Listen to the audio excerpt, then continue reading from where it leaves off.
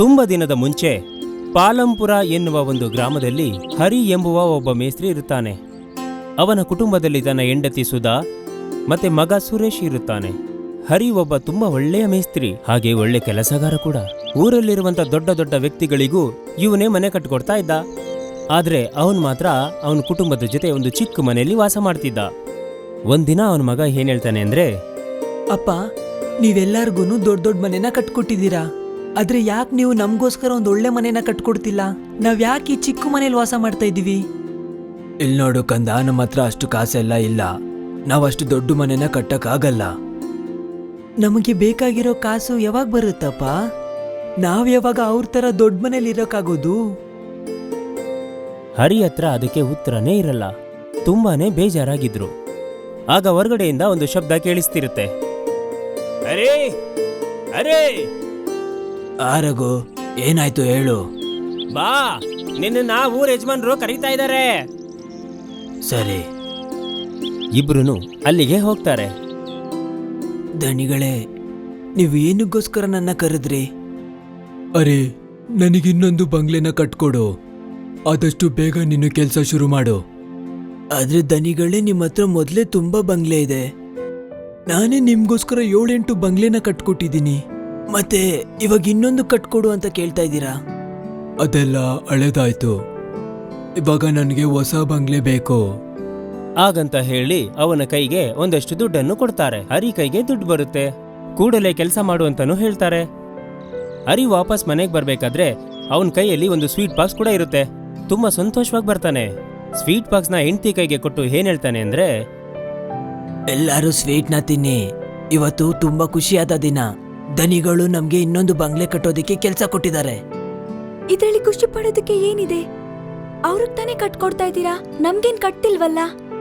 ನಮ್ಗೂ ಒಂದಿನ ಕಟ್ಟೋ ಸಮಯ ಬರುತ್ತೆ. ನನ್ಗೊಂದು ಅದ್ಭುತವಾದ ಉಪಾಯ ಸಿಕ್ಕಿದೆ. ಇನ್ಮೇಲೆ ನಮ್ ಜೀವನದಲ್ಲಿ ನಾವು ಕಷ್ಟಪಡೋ ಅಗತ್ಯ ಇರೋದಿಲ್ಲ. ನೋಡಿದ್ರ ಅಪ್ಪ, ಇವತ್ತು ಬೆಳಿಗ್ಗೆ ತಾನೇ ನಾವು ನಮ್ ಮನೆ ಬಗ್ಗೆ ಮಾತಾಡ್ತಾ ಇದ್ವಿ. ಇಷ್ಟು ಬೇಗ ದೇವ್ರು ನಮ್ಗೆ ಮನೆ ಕೊಡ್ತಾ ಇದ್ದಾರೆ. ಆದಷ್ಟು ಬೇಗ ನಾವೊಂದು ದೊಡ್ಡ ಮನೇಲಿ ಇರ್ತೀವಿ. ಹೌದು ಕಂದ. ಅಮ್ಮ, ನಾನು ಈ ಸ್ವೀಟ್ನ ತಗೊಂಡು ಫ್ರೆಂಡ್ಸ್ ಕೊಟ್ಬಿಟ್ಟು ಬರ್ಲಾ? ತಗೋ, ಕೊಡೋಗು.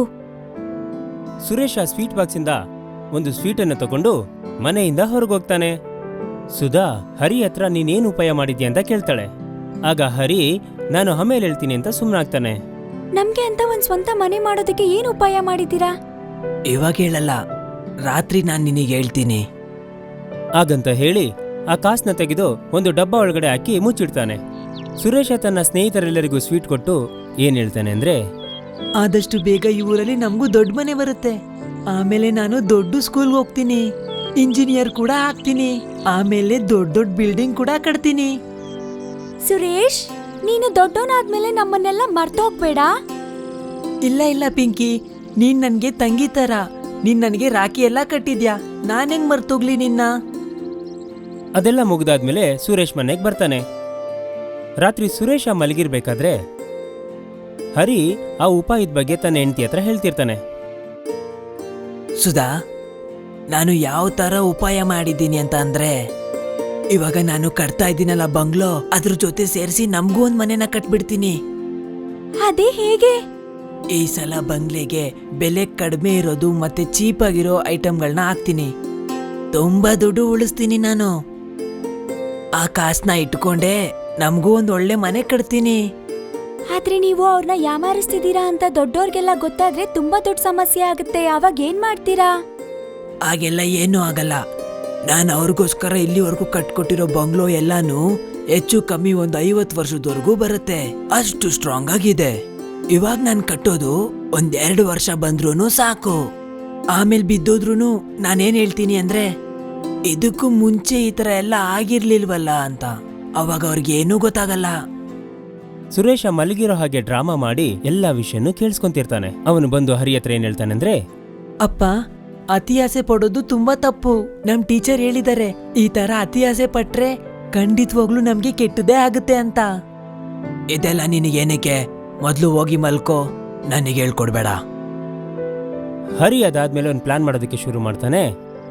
ಮರುದಿನ ಇನ್ನೊಂದು ಬಂಗ್ಲೆಯನ್ನು ಕಟ್ಟಲು ಶುರು ಮಾಡುತ್ತಾನೆ. ಹಾಗೆ ಕಟ್ಟೋದಿಕ್ಕೆ ಬೇಕಾದ ಎಲ್ಲ ವಸ್ತುಗಳು ಕೂಡ ಬರುತ್ತೆ. ಅದ್ಯಾವುದೆಂದ್ರೆ ಇಟ್ಟಿಗೆ, ಕಲ್ಲು, ಸಿಮೆಂಟು ಎಲ್ಲವೂ ಕೂಡ ಇರುತ್ತೆ. ಅಷ್ಟು ಚೀಪಾದ ವಸ್ತುಗಳಿಂದ ಮನೆ ಕಟ್ಟಕ್ಕೆ ಶುರು ಮಾಡ್ತಾನೆ. ಸ್ವಲ್ಪ ದಿನಗಳು ಕಳೆದವು. ಅದಾದ್ಮೇಲೆ ಒಂದು ದಿನ ಒಂದು ಹೊಸ ಬಂಗ್ಲೆ ರೆಡಿ ಆಯ್ತು. ಯಜಮಾನ್ರು ಅದನ್ನ ನೋಡಿ ತುಂಬಾನೇ ಖುಷಿ ಪಡ್ತಾರೆ. ಏನ್ ಹೇಳಿದ್ರು ಅಂದ್ರೆ, ಅರೆ, ನೀನ್ ತುಂಬಾ ಚೆನ್ನಾಗಿರೋದು ಮತ್ತೆ ಬಲವಾಗಿರೋ ಬಂಗ್ಲೋನ ಕಟ್ಕೊಟ್ಟಿದ್ಯಾ. ಇದೊಂದು 50 ವರ್ಷ ಬರುತ್ತಲ್ವಾ? ಬರುತ್ತೆ ದಣಿ, ಹಂಗೆ ಹಿಂಗೆ ಹೆಚ್ಚು ಕಮ್ಮಿ ಒಂದು 50 ವರ್ಷ ಬರುತ್ತೆ. ಇಲ್ಲ, ಇದು 100 ವರ್ಷ ಬರ್ಬೇಕು. ಅದ್ಯಾಕ್ ದಣಿಗಳೇ? ಅರೆ, ನೀನು ಎಲ್ಲಾರ್ಗು ಮನೆ ಕಟ್ಕೊಟ್ಟಿದ್ಯಾ, ಆದ್ರೆ ನಿನಗೆ ಅಂತ ಒಂದು ಮನೆನೂ ಇಲ್ಲ.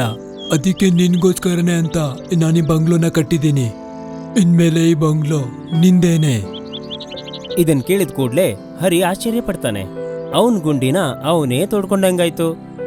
ಇವಾಗ ಯಜಮಾನ್ರ ಹತ್ರ ಅವನು ನಿಜನೂ ಹೇಳಕ್ಕಾಗಲ್ಲ, ಅವನಿಗೆ ಅಂತಾನೂ ಒಂದು ಹೊಸ ಮನೆ ಕಟ್ಟಿಸ್ಕೊಳಕ್ಕೂ ಆಗಲ್ಲ. ಯಾಕಂದ್ರೆ ಯಜಮಾನ್ರು ಕೇಳ್ತಾರಲ್ವಾ, ನಿನಗೆ ಒಂದು ಬಂಗ್ಲೆನೇ ಕೊಟ್ಟಿದ್ದೀನಿ ಅಂದ್ಮೇಲೆ ಇನ್ನೊಂದು ಮನೆ ಯಾಕೆ ಬೇಕು ಅಂತ.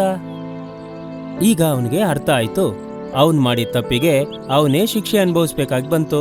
ಅದನ್ನ ನೆನ್ಸ್ಕೊಂಡು ತುಂಬಾ ಯೋಚನೆ ಮಾಡ್ದ. ಆದ್ರೆ ಅವನಿಂದ ಏನೂ ಮಾಡಕ್ಕಾಗ್ಲಿಲ್ಲ.